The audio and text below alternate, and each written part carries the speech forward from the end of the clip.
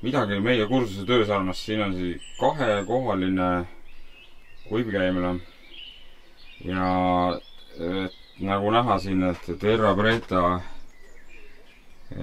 Preta asjadega kõik asjad toimetavad.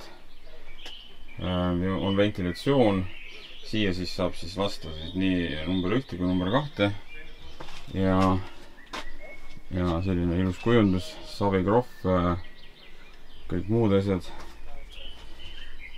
Siia läheb kompost